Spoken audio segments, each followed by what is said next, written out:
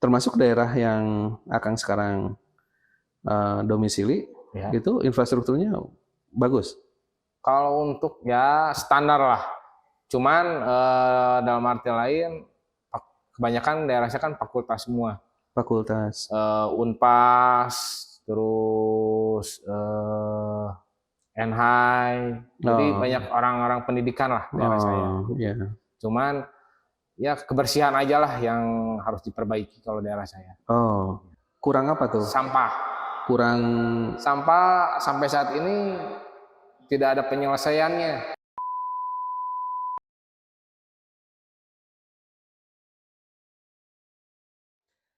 kesombongan yang paling buruk adalah seseorang yang sombong di hadapan manusia dengan keilmuannya.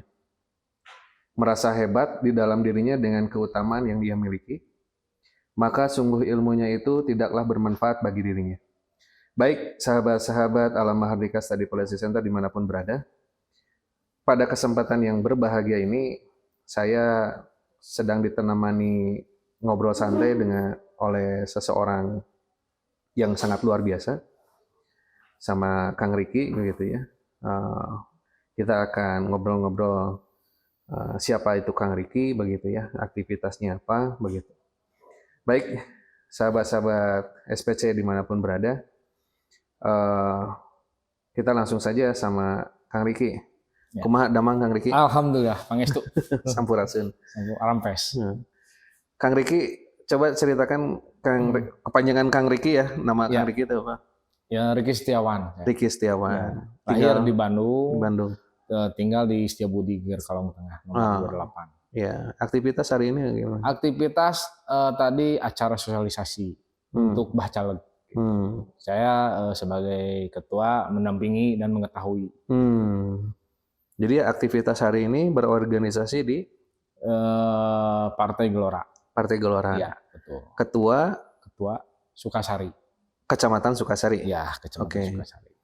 Baik, sahabat-sahabat SPC dimanapun berada, kita sedang berbincang santai dengan Kang Riki. Kang Riki ini seorang aktivis partai politik, berdomisili di Geger Kalong ya? Iya, betul. Terus dia ketua Gelora, Partai Gelora dari Kecamatan Sukasari, Kota Bandung ya? Bandung. Kenapa sih Kang milih Partai Gelora, atau mungkin ada yang... Mungkin historinya waktu dulu saya terjun pernah nyalek juga dari partai PKB dulu. Tahun berapa itu? Tahun sekitar 1999 lah kalau nggak salah. 99 sudah nyalek. Ya. Di PKB tapi. Ya, di PKB, partai PKB. Nah, di situ kalah lah gitu ya. Saya provinsi ikutan di caleg provinsi. Nah, udah vakum tuh. Udah vakum. Teman ngajak untuk bergabung di partai yang baru ini, Partai Gelora. Kata saya tuh nolak. Saya sudah capek lah gitu ya untuk berpolitik. Tapi ya mungkin dari hati nurani saya sebagai anak bangsa lah gitu ya. Terutama masih muda kan saya kan posisinya gitulah. Jadi pengen ayolah kita gedor untuk bersama-sama untuk para kaum milenial untuk bangkit, yang muda harus maju gitu. Usia berapa waktu 99 nyalek? Saya usia itu sekitar 30. Usia 30. Ya, 30. Hari ini nyalek juga? Enggak. Sekarang saya kakak aja yang nyalek sama saya disuruh untuk maju gitu. Kakak perempuan gitu.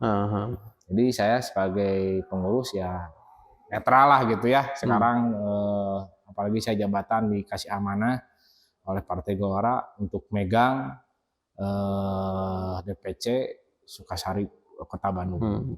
Berapa anggota DPC Sukasari? Untuk anggota sekarang sesuai dengan struktur 15 orang. Bendahara, sekretaris, dan sebagainya. Tanggung jawab apa sih Kang kalau di struktur partai? Kalau untuk tanggung jawabnya yaitu sosialisasi. Jadi supaya tidak ada bentrokan, kita menata para caleg-caleg itu posisinya di Antar mana. partai? Iya, antar partai dan di dalam partai juga. Antar caleg berarti? Iya, antar caleg. Ya, per hari ini? Per hari ini untuk caleg yang sekarang ada 7 di Dapil 7. Di Dapil 7 ada 7? Iya, 7 orang yang mau nyalek.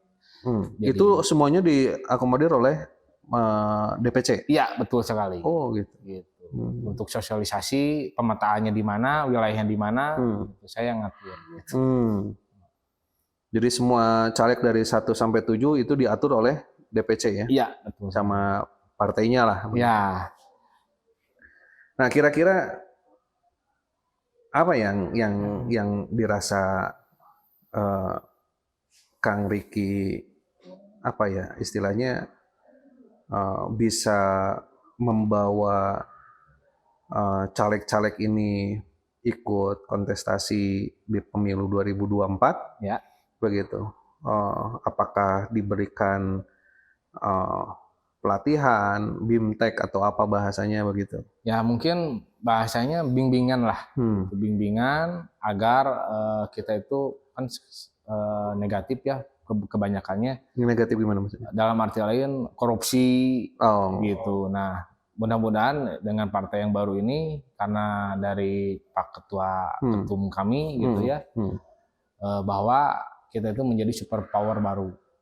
Jadi makanya dari politik partai yang baru ini, kala cara gitu, waktu dulu pakai money uang gitu kan. Nah sekarang yang dirasakan masyarakat itu apa gitu. Jadi hanya bukan sama uang ternyata gitu, yaitu kedekatan emosional gitu kan terhadap masyarakat, terutama yang keinginan masyarakat itu. Dari hal kecil maupun prasarana yang ada di wilayah tersebut, ya kita mudah-mudahan bisa terpenuhi. Kalau artinya partai ini nggak main politik uang lah katakan begitu? Ya betul. Kita betul-betul dari nol itu tidak ada. Gitu. Jadi kalau datang ke konstituen hanya sebatas apa? Paling sebatas kita pendekatan.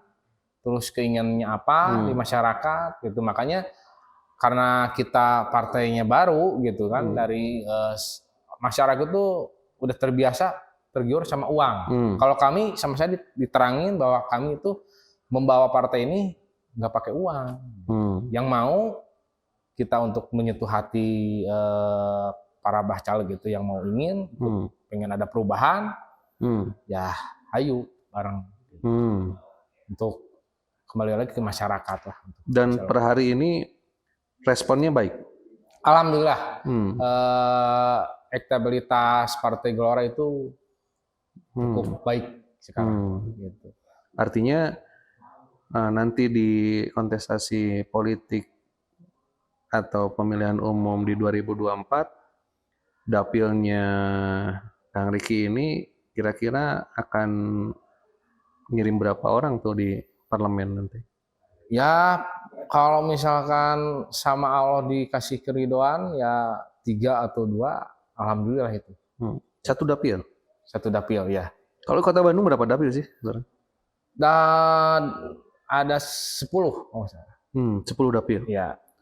Artinya kalau sekarang 2 berarti 20 kursi untuk Kota Bandung nih. Ya, betul. Artinya kalau sekarang kursi dewan berapa kursi ya? Sekarang tuh kursi dewan di jatahnya tuh ya sekitar kalau misalkan partai yang baru ya 2 kursi lah untuk yang baru gitu. Tapi kita diusahakan untuk semaksimal mungkin ya gitu. Ya lebih banyak lagi gitu yang masuk. Tergantung suara, kantong suara.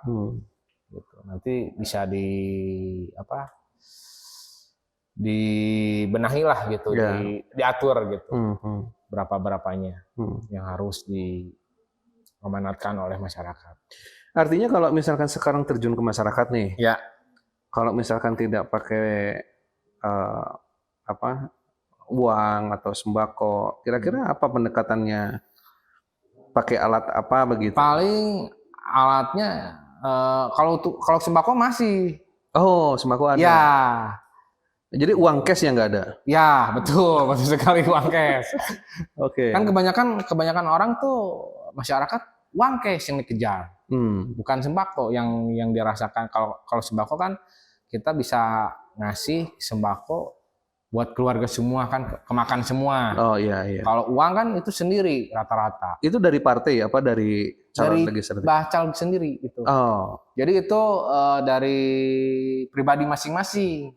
Kalau dari partai kita tidak ada. Gitu. Tidak ada kucuran dana karena masih nggak tahu, masih baru dan belum ada yang jadi kan gitu. Kalau udah ada yang jadi mungkin kita masuk ke masalah biaya kan gitu. Gitu. Kalau haknya Bacalek ini dari partai apa yang menjadi haknya si Bacalek dari partai? Iya, pelindungan. Pelindungan hukum, terus pelindungan untuk kendaraan kan, kasarnya nggak mungkin Bacalek jalan sendiri.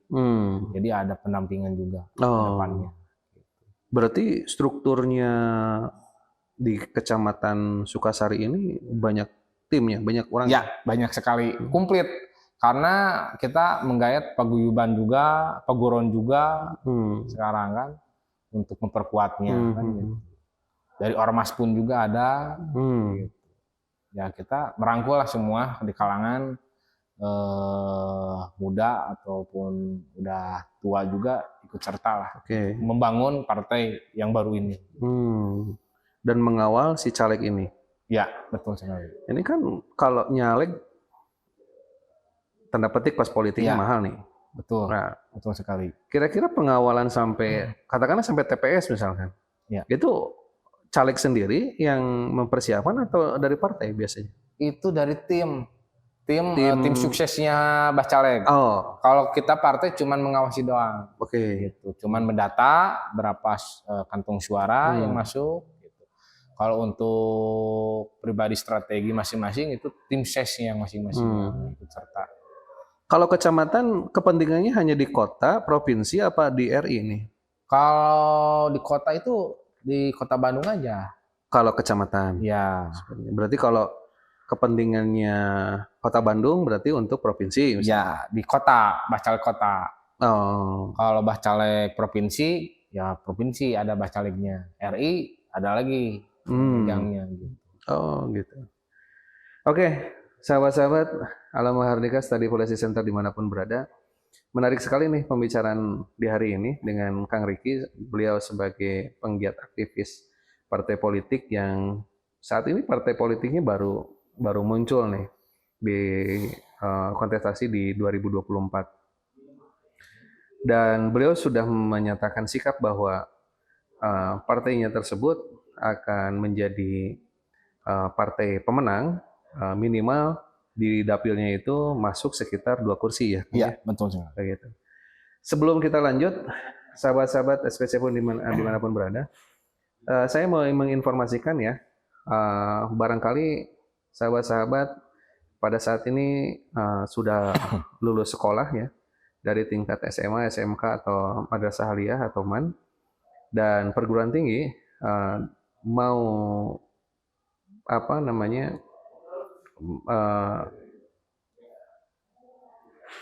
mencari kerja gitu di luar negeri. Kami membuka calon-calon pekerja untuk di luar negeri, khususnya ke Jepang. Informasi lebih lanjutnya bisa lihat di deskripsinya channel ini. Dan informasi yang kedua, barangkali sahabat-sahabat yang pada saat ini sedang ikut kontestasi politik di tahun 2024, calon legislatif baik tingkat DPRD kota, provinsi maupun DPR RI atau DPD begitu, dan ingin berkonsultasi dengan Alam Mahardika Study Policy Center, silakan lihat di deskripsi channel ini, bisa menghubungi admin kita. Mohon maaf kalau misalkan ada selain dari kami untuk mengatasnamakan Alam Mahardika Study Policy Center sebagai konsultan politik mohon diabaikan dan hanya satu untuk administrasinya, nomor telepon admin yang bisa Anda hubungi. Baik, sahabat-sahabat SPC dimanapun berada, kita langsung balik lagi nih ke Kang Riki. Ini menarik nih, anak muda pada saat ini ikut berperan aktif gitu ya, untuk bangsanya gitu ya, untuk warganya minimal untuk cukup di daerah pemilihannya. Pemilihannya daerah mana aja Kang itu? Pemilihannya daerah Andir, Cicendo, Cicendo, Sukajadi, dan Sukasari. Sukasari. Ya. 4 ya, 4 kecamatan berarti. Betul sekali. 4 kecamatan dan jumlah calegnya 7. Ya, untuk betul. kota ya. Betul. Gitu. Kang, hari ini kita pertontonkan bahwa partai yang sekarang akan kelola ya. Gitu. Sekarang mengusung atau mendukung salah satu calon presiden nih. Ya. Gitu. Dan pada hari ini gitu, partai yang akan kelola ini calon presidennya sudah ada, tapi calon wakil presidennya belum ada nih. Ya, betul sekali. Gitu. Ya artinya ketika calon legislatif dari partai ini ke lapangan, ke masyarakat, sering tidak ditanyakan oleh calon konstituennya gitu ya, tentang capresnya gitu ya, tentang cawapresnya begitu. Kira-kira ada nggak informasi-informasi itu? Kalau untuk masalah di masyarakat mungkin lebih kentalnya belum tahu siapa gitu dari yang sekarang. Karena kan kita kenalnya anggota dewan yang tahunya. Oh, jadi dikenalkan legislatifnya aja. Iya, legislatif. Jadi presidennya belum kita ikut. Belum. Ya. Jadi hanya sebatas itu, kalau di lapangan tidak ada belum ada pertanyaan dari calon konstituen terhadap capres cawapresnya ya. Yang tahunya kan Prabowo, Gelora itu mendukung Prabowo. Ya. Jadi kalau lebih mendalam tentang capres cawapres dari kalangan masyarakat tidak. Masih abu-abu. Oke. Kang, sebetulnya harapannya apa sih Kang kalau Akang bergabung di salah satu partai politik ya? Ke depan yang ingin dibangun sama partainya, kira-kira apa harapannya sih? Ya harapannya bagi saya gitu ya, anggap aja saya masyarakat gitu ya, masyarakat biasa ya, intinya mah lebih baik dari yang sebelumnya lah. Jadi yang sebelumnya dianggap tidak baik? Bukan tidak baik, cuman dianggapnya sama masyarakat dari ekonomi, faktor ekonomi terasa berat gitu kan. Apalagi sektor dari pegawai gaji tidak mencukupi kan gitu. Dari sektor ekonomi lah balik lagi gitu kan. Gitu. Tapi untuk infrastruktur daerah itu memang luar biasa bagus, pembangunan terus kan. Jadi Indonesia lebih maju kan dari infrastruktur daerah. Termasuk daerah yang Akang sekarang domisili, itu infrastrukturnya bagus? Kalau untuk ya standar lah. Cuman dalam arti lain kebanyakan daerah saya kan fakultas semua. Fakultas. Unpas, terus Enhai. Jadi banyak orang-orang pendidikan lah daerah saya. Cuman ya kebersihan aja lah yang harus diperbaiki kalau daerah saya. Kurang apa tuh? Sampah. Sampah sampai saat ini tidak ada penyelesaiannya di daerah saya. Ya, karena mungkin terlalu banyak warga atau gimana gitu. Sampai saat detik ini pun nggak ada pemecahan solusi untuk bak sampah. Nah, rencana ke depan kalau misalkan sama Tuhan dikasih baiklah gitu ya untuk partai kami gitu di Gelora, saya akan menyediakan daur ulang sampah jadi menjadi sangat berguna. Contohnya gimana? Daur ulangnya ada mesin, kami sudah kolaborasi dengan pihak-pihak terkait ya, untuk kebersihan di lingkungan, gitu. Aktivis di lingkungan juga, itu membuat kita ada alatnya kayak di luar negeri. Gitu. Nah itu memang lumayan mahal juga, tapi kita untuk uji coba untuk daerah kita sendiri, insya Allah terrealisasi. Penguraiannya yang organik apa yang non organik kira-kira? Dua-duanya. Oh, dua-duanya. Ya, cuman pecah gitu kan. Ada yang berbentuk biji nantinya ke depannya, terus yang plastik buat apalah yang nanti bisa didaur ulang lah gitu. Apakah itu jadi alat isu kampanyenya tim Kang Riki di lapangan? Ya, salah satu isunya adalah ya, untuk membereskan sampah. Ya, sampah. Dibikin jadi daur ulang. Ya, jadi sampah itu tertata rapi, jadi yang basah sama yang kering itu dibedain, dipisah. Dan didaur ulang. Betul, di tempat. Jadi tidak ada penumpukan yang signifikan yang banyak, besar. Ya. Artinya sampai saat ini itu belum terpecahkan ya, belum ada solusi lah begitu untuk di daerahnya dapilnya Kang Riki ya khususnya. Betul. Kira-kira Kang Riki manfaatnya berpartai begitu ya untuk masyarakat, kira-kira apa sih manfaatnya untuk masyarakatnya? Manfaatnya bagi masyarakat itu ya keinginan masyarakat itu yang terutama nyaman lah di lingkungan sekitar, terus suasana untuk ekonomi pun bisa rendah gitu. Kalau ibu-ibu kan kebanyakan balik lagi ke sembako gitu. Ya tolong diperjuangkan harga sembako supaya tidak naik gitu. Ya standar, karena pendapatan dan pengeluaran itu sangat jauh. Keluhan masyarakat gitu. Jadi ya mungkin saya sebagai dari partai mungkin hanya bisa menyampaikan dari aspirasi dari masyarakat. Keluhannya pengennya seperti apa, saya sampaikan. Dari kesehatan pun juga gitu kan. Dari pendidikan pun juga gitu, yang sekarang kan ada pendidikan yang tidak mampu itu harus gimana gitu. Nah, kita yang aktivis yang harus berjuangkan untuk mereka. Artinya hari ini dari segi ekonomi, kesehatan, pendidikan ini tidak berpihak pada rakyat begitu atau kurang aja gitu. Makanya masyarakat pun pada Dinas Sundana mengaguak lah gitu. Gitu. Makanya ada slogan di partai kami, menjadi super power baru. Kita bangkit lah gitu. Oke. Mungkin tidak kalau misalkan nanti contoh dari segi pendidikan. Ya. Kalau sekarang pendidikan hanya 9 tahun, Kang. Gratis ya? Ya. 9 tahun apa 12 tahun? Kalau pendidikan gratis. Pendidikan itu kalau nggak sampai SMP. SMP gratis, kan? Berarti SMP. SMA masih berbayar. Ya, betul.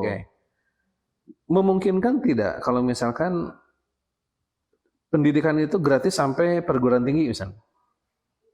Kalau misalkan nahkodanya dari PT dari partainya Kang Riki gitu. Ya.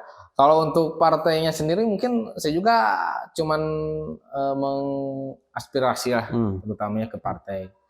Ya memungkinkan juga gitu. Kalau misalkan karena Anies Mata itu kan dia pakar segalanya kan gitu. Anies Mata tuh ketua umum kami. Ketua umum. Ya gitu. Sama Fahri Hamzah kan gitu. Ya insya Allah gitu. Oh jadi ketuanya dua. Wakil ketua. Kalau Fahri Hamzah itu wakil ketua kami. Siap. Kalau ketua umumnya Pak Anies Mata. Oke. Artinya dari segi platform partai yang Kang Riki sekarang gaungkan di masyarakat, ini mudah-mudahan tercipta apa yang menjadi keinginan-keinginan aspirasi, aspirasi. Yang terserap aspirasinya itu mudah-mudahan keinginan-keinginannya terwujud gitu. Ya, amin. Lewat lewat legislatifnya nanti ke depan. Baik, sahabat-sahabat Alam Mahardika, Study Policy Center dimanapun berada, saya sedang dengan Kang Riki di sini membahas tentang akan menjadi kebijakan-kebijakan politik ke depan begitu ya dari partainya. Tentu ini ditunggu dan direalisasikan oleh partainya. Tentunya aspirasi-aspirasi masyarakatlah yang menentukan sesuatu itu bisa terwujud. Saya balik lagi ke Kang Riki, seberapa besar, jumlah ya mungkin ya, jumlah anggota yang mau jadi anggota legislatif di DPRD kota, DPRD provinsi maupun DPR RI itu kan biasanya ada tingkatan yang memang membutuhkan suara yang terkumpul sekian suara gitu. Kira-kira kalau untuk kabupaten kota berapa? Kalau di saya ya itu mengumpulkan suara itu 5.000 suara per partai per caleg. Oh, per caleg. Per caleg. Gitu. Artinya kalau 2 10.000. Ya, betul. Gitu. Dan kalau tadi 4 kecamatan ya, itu jumlah DPT-nya berapa? Jumlah pemilih tetapnya? TPS-nya itu kalau di TPS kami itu 745-an. Satu TPS-nya? Satu TPS-nya sekitar 200. 200. Ya. 200 kali 700. Ya. Berarti 14.000. Ya. Ya sekitaran segitulah. 4 kecamatan cuma DP-nya 14.000. Ya. Oke. 14.000. Kita ngambil cuma 10.000 kan? Atau habis berarti untuk partai yang lain belum. Ya. Ya makanya itu kita pergerakannya sangat signifikan. Gitu. Jadi kan satu daerah pemilihan ini direbut oleh sekian partai. Ya, tapi kan banyak pos-pos masing-masing. Ada dapil 7, dapil 6, gitu kan, berbeda-beda. 14.000 apa 1.400.000 nih? Pokoknya mah TPS kami itu sekitar 745 TPS. 745 ininya 200 orang kan? Satu TPS-nya ya lebih mungkin, bisa lebih kayaknya. Nggak mungkin 200 kan bagi-bagi kan itu kan, berapa masyarakatnya berapa juta kan gitu. Tapi nggak mungkin juga kalau misalkan yang tadi abang bilang 14.000. Oke. Lebih lah, lebih dari segitu bang. Siap. Oke, Kang Riki, saat ini kan pemilih pemula nih banyak diperbincangkan karena pemilih pemula itu dari milenial sampai Gen Z lah katakan begitu ya, dari tahun 2000 sampai hari ini begitu, ini dianggaplah sebagai pemilih pemula begitu. Kira-kira cara pendekatan terhadap pemilih pemula dari partainya atau dari si calegnya, ini kan mereka sudah berbeda zaman nih. Dulu mah kita masih bisa koar-koar kayak gimana Tidak begitu ada, ya mungkin sekarang lebih ke medsos. Ya ke medsos, terus biasanya ke event kalau anak muda kan. Event apa itu? Ya kayak eventnya komunitas. Dari komunitas dia ada ulang tahun, kita datang. Bukan bikin event pertandingan apa gitu ya? Enggak, bukan. Jadi mungkin komunitas-komunitas bikin perayaan apa gitu? Ya, perayaan apa kita hadir. Pendekatannya seperti itulah, karena muda gitu. Ngasih spiritnya ya seperti merchandise apalah gitu. Oh ya, betul. Ya kira-kira kan hari ini berbeda dengan yang dulu ya. Ya, betul. Walaupun sistem demokrasi sama. Ya. Cuman kan pemilih yang sekarang itu kan berbeda. Ya. Gitu. Sistem sekarang vote-nya itu lebih ke, kalau di Civitas Akademik sekarang sudah memakai vote digital. Gitu. Artinya pemilihnya itu sudah lewat sistem digital ya. Jadi tidak harus ke TPS, tidak harus, artinya hanya lewat media sosial yang dibikin sama panitianya pemilihan tersebut, itu modelnya seperti itu. Nah kira-kira karena memang ini belum terjadi di negara kita, begitu. Optimis nggak sih sebetulnya ke teman-teman milenial Gen Z ini datang ke TPS? Ya mungkin kita meyakinkan mereka bahwa siapa lagi kalau bukan anak muda yang harus turun tangan gitu untuk bangsa kita. Siapa lagi kalau bukan oleh milenial kita. Diyakinkan aja lah gitu orang-orang tersebut yang milenial, anak muda sekarang kan gitu. Kita harus kalau kamu pengen kasarnya pengen tahu untuk ini harus terjun dulu gitu. Merasakan untuk bangsa harus dikawal gitu. Oke. Gitu. Paling gitu. Siap. Meyakinkan. Siap, Kang Riki. Sahabat-sahabat Alam Mahardika Study Policy Center dimanapun berada. Itu gambaran umum ya, gambaran umum partai baru yang ikut kontestasi di pemilihan umum 2024 akan datang begitu. Ajakan Kang Riki, kaum milenial, Gen Z, Andalah yang berperan aktif untuk merubah masa depan bangsa ini. Betul. Makanya datang tanggal 14 Februari 2024 bertepatan dengan tanggalnya kasih sayang. Iya, Valentine. Iya. Cari tahu. Baik, sahabat-sahabat Study Policy Center dimanapun berada, closing statement Kang Riki, kira-kira apa sih yang mau diinformasikan ke, ya terserah mau ke dapilnya mau kemana? Ya mungkin amanah dari saya sebagai pengurus juga, gitu. Dikasih amanah oleh masyarakat, kita harus dijaga dengan sebagus-bagusnya dan harus lebih efektif kembali lah. Oke. Terima kasih banyak Kang Riki. Sama-sama. Sahabat-sahabat Alam Mahardika Study Policy Center dimanapun berada. Tadi closing statementnya, partai yang baru ini akan menjaga amanah dengan sebaik-baiknya ketika mereka terpilih. Jika ada noda politik di tahun berikutnya dari partai politik ini, jadi hukum sosialnya sudah jelas Anda yang akan memberikan hukum bagi partai politik yang sekarang berkampanye untuk ingin menjadi partai politik yang bersih, begitu ya, mengedepankan aspirasi-aspirasi rakyatnya atau dapilnya. Itu saja mungkin pada kesempatan hari ini untuk sahabat-sahabat Alam Mahardika Study Policy Center dimanapun berada. Forum ini hanya untuk pembelajaran kita semua, untuk membuka cakrawala masyarakat secara luas, begitu khususnya kaum milenial dan Gen Z.